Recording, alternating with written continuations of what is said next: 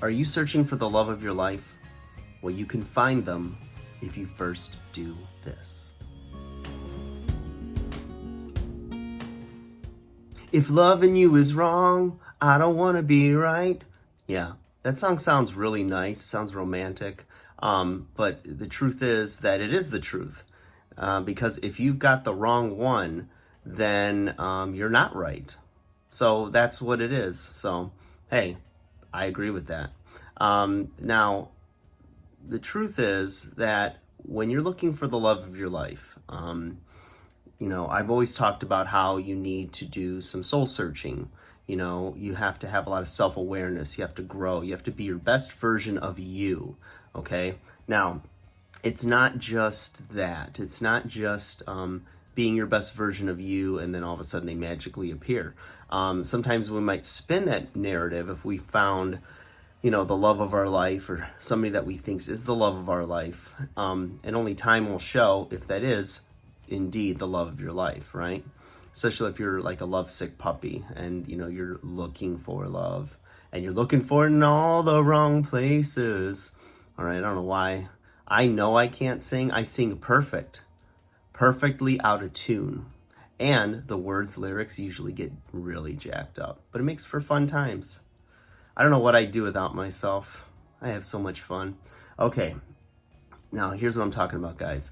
I read an article on online dating, and as a lot of you know, there's people that say, oh, I would never go on dating apps, and, I want to meet them organically and this and that. But you got to understand that in today's day and age, it's much easier and it's a quicker vetting process to meet people online. I mean, think about how easy it is. You sit there, I don't care if you're, sitting at home on the couch and on commercials, you're just swiping through, you're on the toilet, you're supposed to be doing work at work, but you're doing that. I mean, and you can go through, hundreds of people a day that are in your area that are looking for a significant other or for something, right?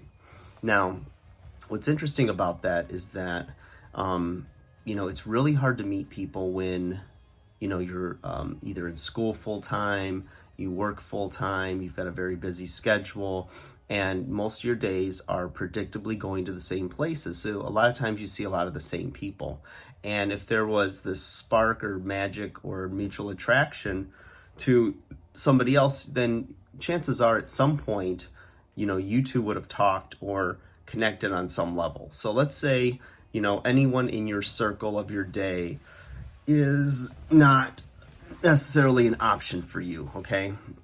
And so you're like, well, how am I going to meet people? You go to the same places with your friends, you see, somewhat of the same people. Once in a while, you might see somebody new, but, it's not really panning out for you. So, you go online and you're going through a lot of people and, now you're, scheduling dates or talking to them on the phone or whatnot.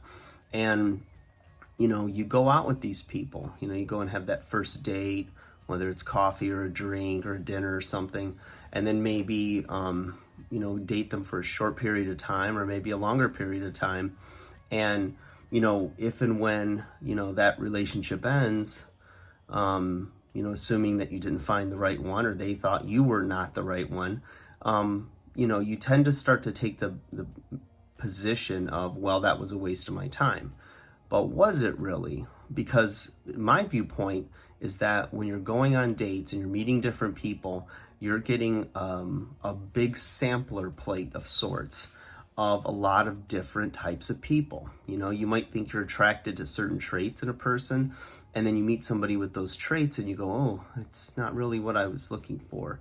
And sometimes until you jump in and see what it's like, in your fantasy versus the reality, you don't really know. So you really get to know a lot about yourself by going through a lot of the wrong ones. Now, I'm not saying they're bad people. They were just the wrong ones for you. Some of them are bad people, so beware. And maybe you're the bad person. So if you are, there's always hope for everyone. There's hope for the hopeless, right? So I'm sure my exes would say that, and they were wrong. But maybe I was wrong at that point in time. But, like most of us, we should be learning from each experience. We should be learning and growing. And, what's the takeaway? What can I learn about myself? What can I learn about my tastes, my likes? What can I live with? And when you go through, and you experience a lot of different dating situations and people from different walks of life, it really teaches you a lot about yourself. And you grow from that. So it's like if you think about your childhood up to now and all the different kinds of friends you had, and you look at your life, you've been influenced by a lot of people. And some of your tastes, your dress maybe, the things you like in pop culture, your interests, your hobbies. Oftentimes, we're shaped by things that influenced you. And there's a huge benefit to doing that. I know a lot of young people that, thought they met the love of their life, whether it was a high school sweetheart or somebody they met in college. But, people continue to evolve and grow. And, you're not the same person you were 5 years ago, 10 years ago, 20 years ago. And the thing is that unless you're at this current time getting out and meeting different people in different social settings and seeing what their interests are, their lifestyles, if you're not like, if you're more of a couch potato and you meet someone who's really fitness oriented and you think, oh, I want to meet someone who's like in really good shape and takes care of themselves. And then, you guys click and go on several dates, and then maybe, you or the other person sleeps over a few times, and then you get to see, the day in the life of, them versus, yourself. Maybe they're like really early risers and get to the gym and, don't keep snack foods in the house. And all of a sudden, you're like, this is not my pace. I like how, their body looks and what they can do with it. But, I don't want to live like that. I don't want that lifestyle. And so you see this clash, and all of a sudden it starts to kind of reform or refine what it is that you want. So maybe you want somebody who has good genetics, but is a little bit, tempered down a little bit as far as, a healthy lifestyle, and, you're more compatible. So you don't really know until you really jump in and start seeing people, whether it's friendships, whether it's romantic relationship, and that will help you to shape and find the one that is right for you.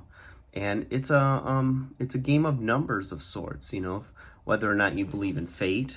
I think we use that very lazily, like, oh, I'll find my soulmate, and I don't have to do anything, right? I can just exist in my world and they're going to magically appear to me. But, you think about, if you've got a career, well, you had to actively, seek to choose, or, you had to seek out the information on which schools to go to, what kind of certifications to get, what you needed to do to be in that field and successful.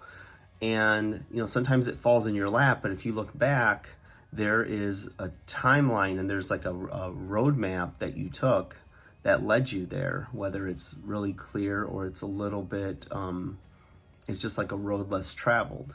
But at the end of the day, if you're trying to really find that person that you're super compatible with, that's going to make you happy and it's mutual, it's going to be a game of numbers oftentimes. And I think, that's the way you take all the mystique and the mystery and the guesswork out of, finding that person that, oh, if I just do these three things and that's it, then I'm going to find the person. But I think that you need to take a lot of, like they say in sales, right, that you got to be able to take a lot of no's, before you get a yes. And you've got to be resilient. You've got to kind of learn from each dating situation, from each person you meet. And, the takeaway is, okay, what did I do to turn that person off? If you're constantly being the one that the person doesn't want another date with, okay, what am I doing that needs to, be refined, to improve my, what they call it, sexual market value. And then also, like I say, those first dates with anybody, it's an interview process. You're looking at the other person, they're checking you out as well. and you're trying to see, you know, if there's going to be compatibility, if there's a connection, all these things. So, you know, I believe that you can find the love of your life if you do that, take those steps, and it's work, but how bad do you want it? And is it really a time in your life when you're ready to meet somebody that's the right one? And there's no way to really know, like, oh, I'm ready. You know, there's always going to be problems. There might be a health crisis come up in your life. There might be a family issue. There might be a career issue. You know, there's tons of things. So I don't know if there's ever a really right time, but I think you should always be working on yourself, improving yourself to be your best you, examining yourself for what's going to really make you happy in your life, and then going out and sharing that. And when you find the right person, it sounds so cliche, but you'll just know. And that's how I knew. It was really fast. And it's been amazing for nearly 8 months now. And so I can speak from experience of dating a lot of the wrong ones for me, the wrong times in my life maybe, who knows. But at the end of the day, I found it to be a very effective and successful formula. I hope you get something out of that, you guys. Comment below if you have any questions. Like, share, subscribe. Have a good day. Look how white my teeth are. No bleaching. I just eat a lot of white foods, like sugar. No, kidding. All right, guys, take care.